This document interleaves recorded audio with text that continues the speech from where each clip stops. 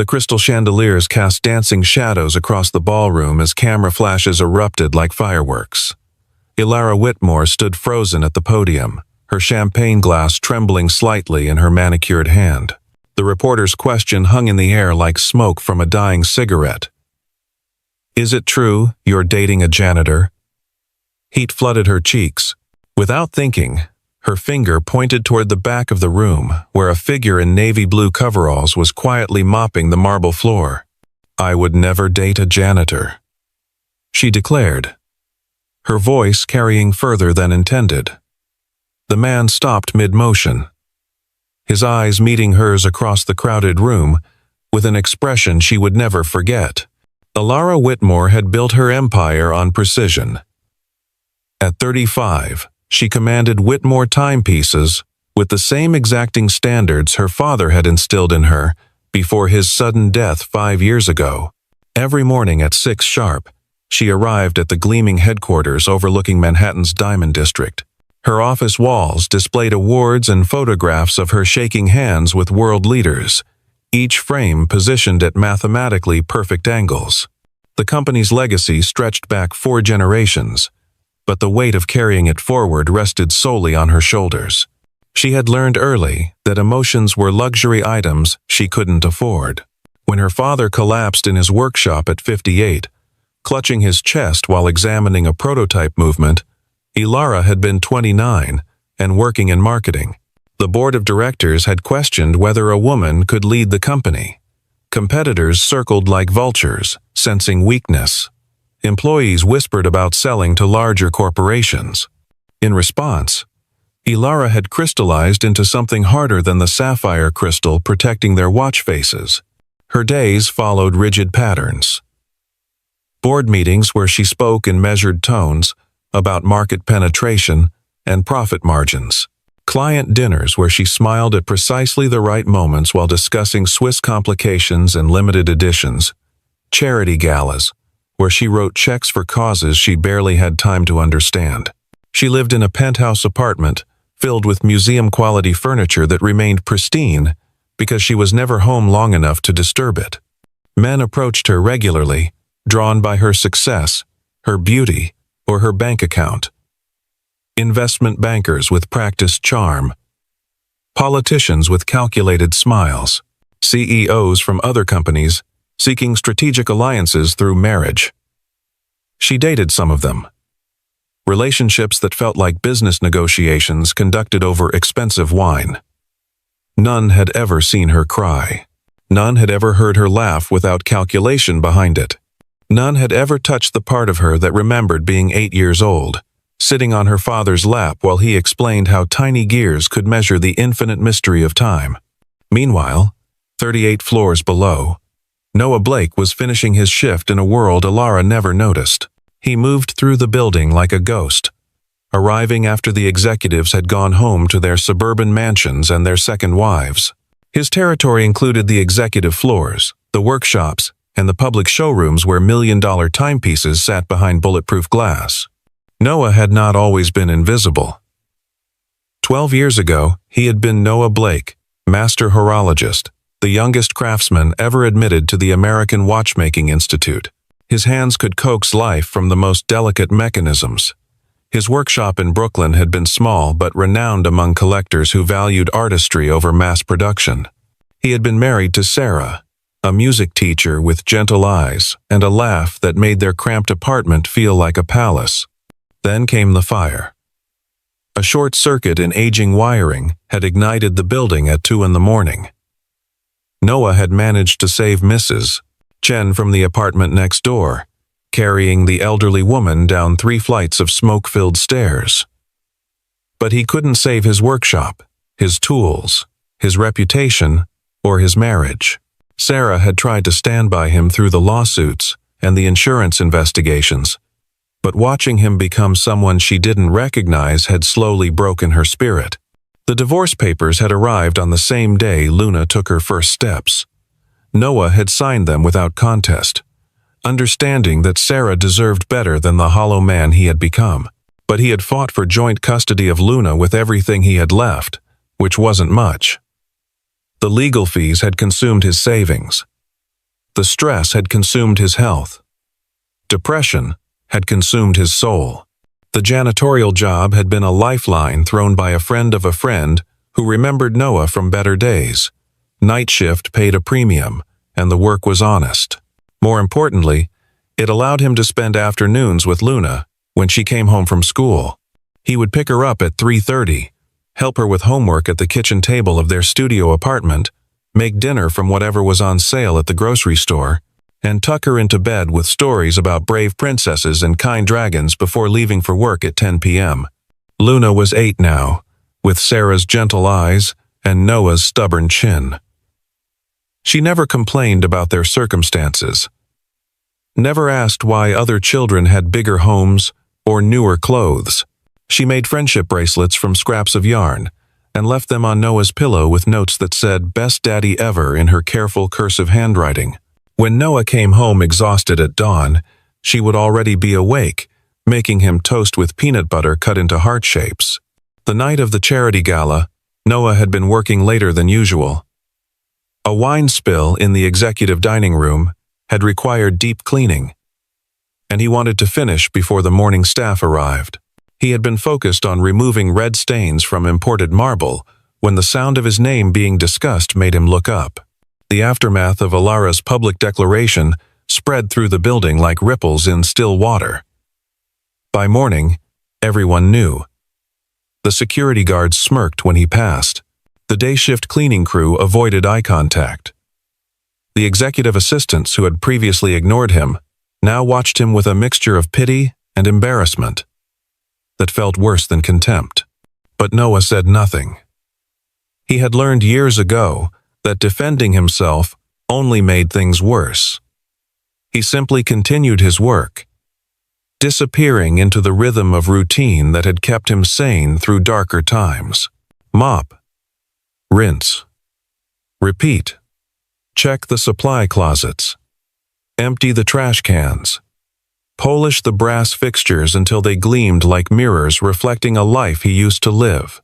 After the humiliation of the charity gala, Ilara tried to push the incident from her mind, but the memory clung to her like smoke. She found herself taking different routes through the building to avoid encountering the man she had so thoughtlessly humiliated. When board meetings ran late and she caught glimpses of navy coveralls in the hallway, she felt an unfamiliar sensation in her chest that she couldn't quite name.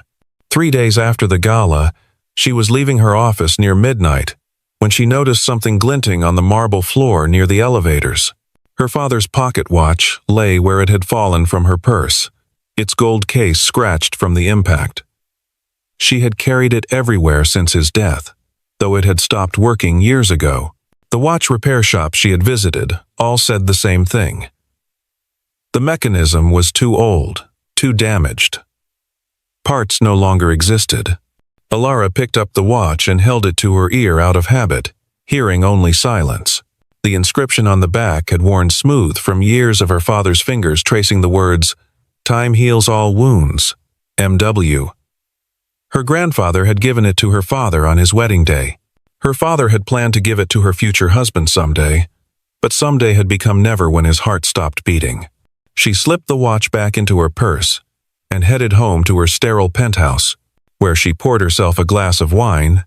She wouldn't finish and stared out at the city lights until exhaustion finally pulled her towards sleep. The next morning, the watch was ticking. Ilara stared at it in disbelief, holding it to her ear to confirm the steady rhythm she hadn't heard in 5 years. The crystal face was clear, the hands moving with perfect precision. She opened the case and found everything exactly as it should be, except for a tiny engraving on the inside cover that hadn't been there before. Still ticking. N. Her hands trembled as she set the watch on her desk. Someone had taken it, repaired it, and returned it without a word. Someone with extraordinary skill and access to her office. Someone whose initial was N. The security footage told the story. At 2:17 a.m., a figure in navy coveralls had knelt beside the elevators, carefully picking up something from the floor. At 5:43 a.m., the same figure had entered her office with a master key, placed something on her desk, and left as quietly as a shadow. Noah Blake, the man she had publicly declared she would never date, had spent hours of his own time fixing the one thing in her life that couldn't be bought or replaced. The watch her father had treasured, the last connection to a man who had taught her that precision and patience could capture eternity in a mechanism small enough to fit in your palm. Ilara called the head of security and requested Noah's personnel file. The sparse document revealed little. Hired 3 years ago. Excellent performance reviews. No disciplinary actions. Under emergency contacts, there was only one name. Luna Blake. Daughter.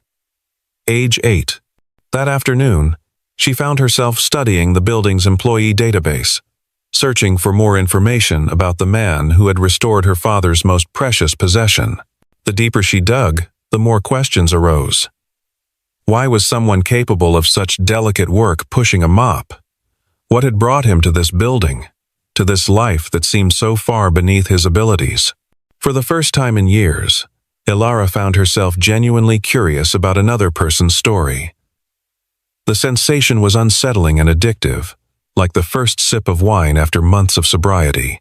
She caught herself looking toward the hallways during evening meetings, hoping to catch a glimpse of navy coveralls. When she worked late, she listened for the soft sounds of footsteps and the gentle swoosh of a mop against marble. The watch ticked steadily on her wrist, marking moments she had never noticed before.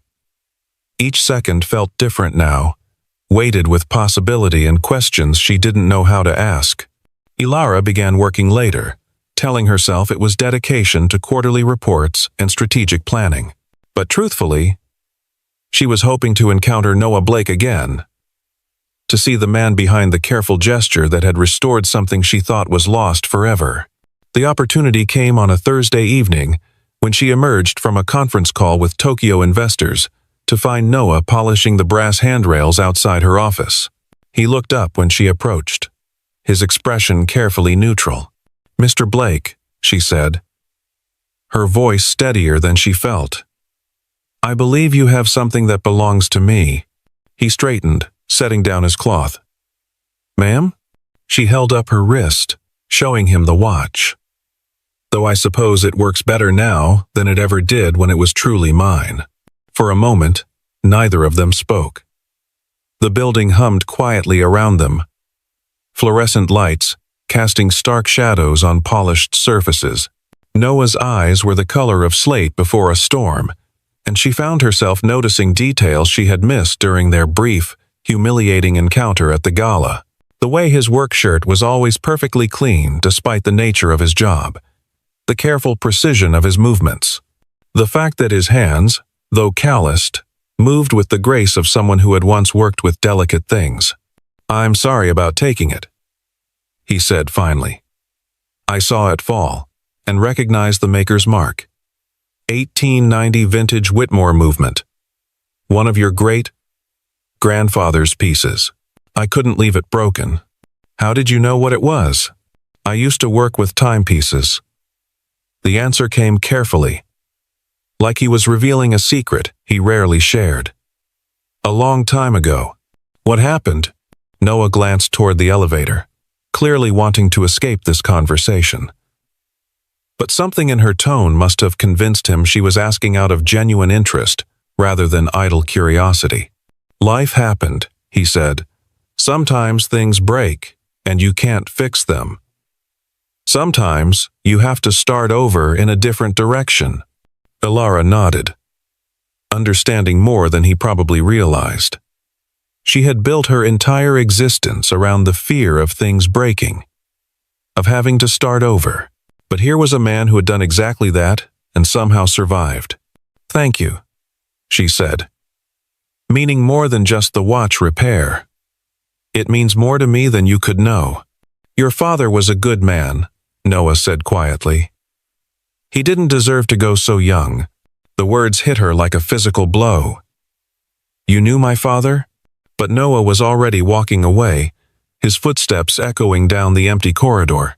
Ilara stood frozen, watching him disappear around the corner, her father's watch ticking steadily against her wrist.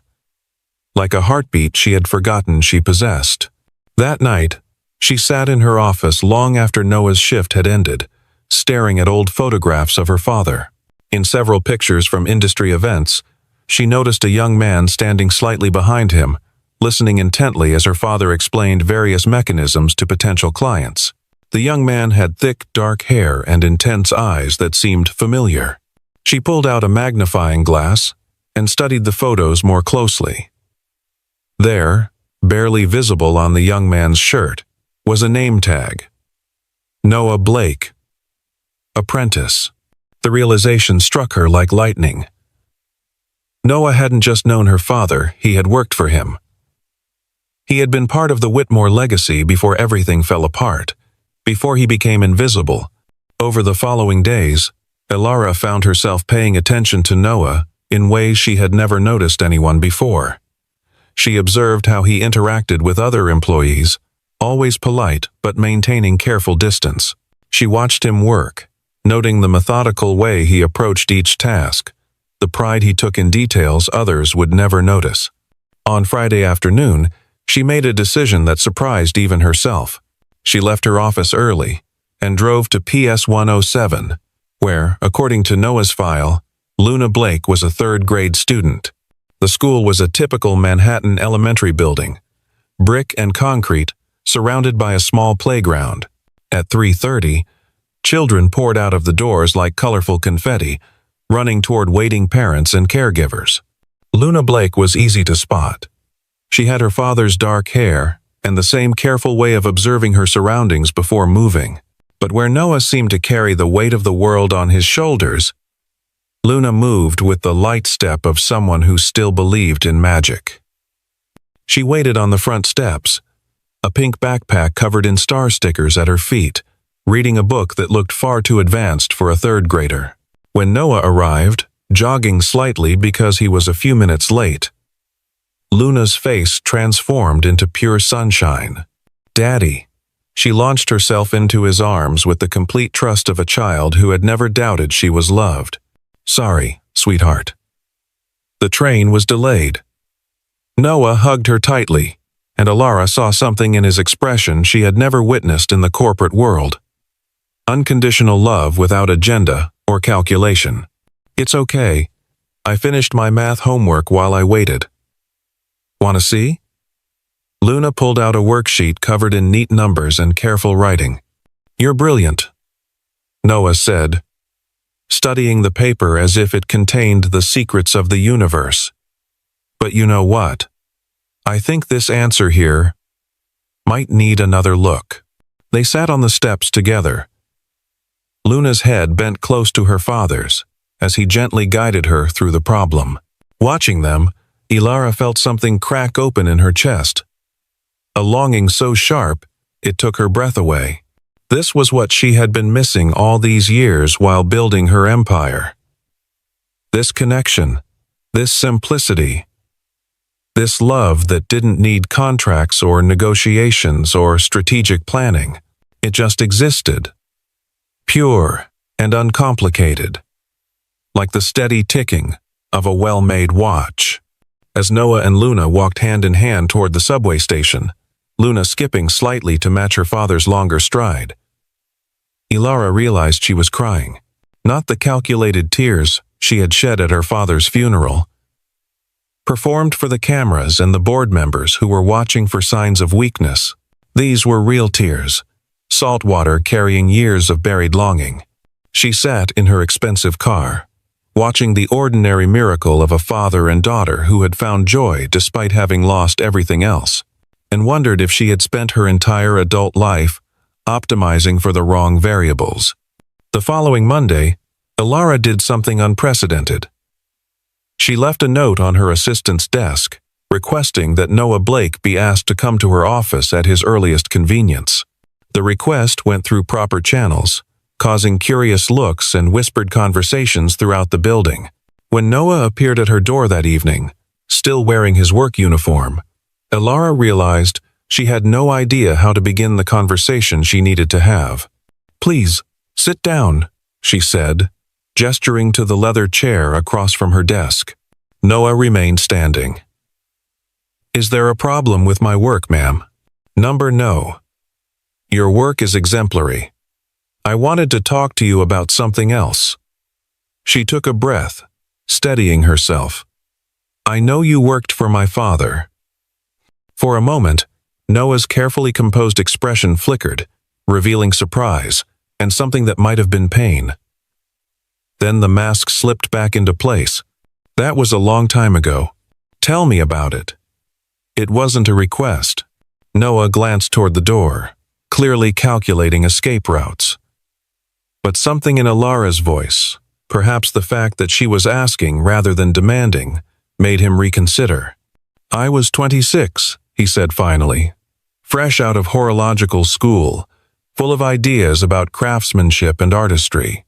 Your father took a chance on a kid from Brooklyn who thought he could change the world one gear at a time. What did you do for him? Started in repair. Moved up to restoration of vintage pieces. Eventually, he let me work on some custom commissions. Noah's voice grew softer. Remembering, he was patient with me, even when I made mistakes. Said I had good hands and a better heart. Then what happened? Life happened. The words came out harder than Noah had intended. I left to start my own business. Got married. Had dreams of building something that would last. He paused, struggling with memories he rarely allowed himself to revisit. The fire took everything. My workshop, my tools, my reputation. The insurance company fought the claim. Lawyers got involved. Your father tried to help. Offered me my old job back. But I was too proud, too angry, too broken. Ilara leaned forward, studying his face. He talked about you, you know. After you left, he said you were the most talented craftsman he'd ever trained. He was kind. My father wasn't kind. He was honest. The words carried weight, and Noah looked up to meet her eyes for the first time since entering the office. If he said you were talented, it was because you were. Talent doesn't pay rent or buy groceries for an 8-year-old girl. But it fixed my father's watch. They sat in silence for a moment, the steady ticking of various timepieces around the office, marking seconds that felt pregnant with possibility. Why are you asking me this? Noah said finally. Ilara stood and walked to the window overlooking the city. Far below, people moved like ants along sidewalks, each carrying their own stories of triumph and failure, love and loss.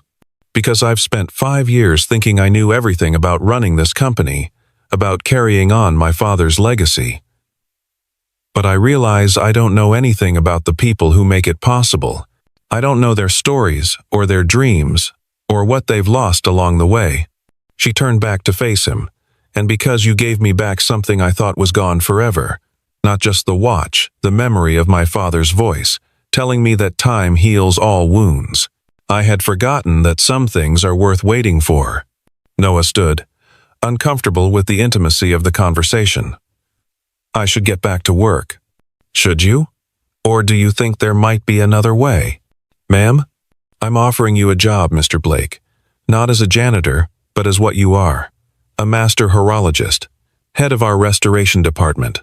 Full benefits, salary commensurate with your skills, and flexible hours, so you can still pick up Luna from school. Noah stared at her as if she had spoken in a foreign language.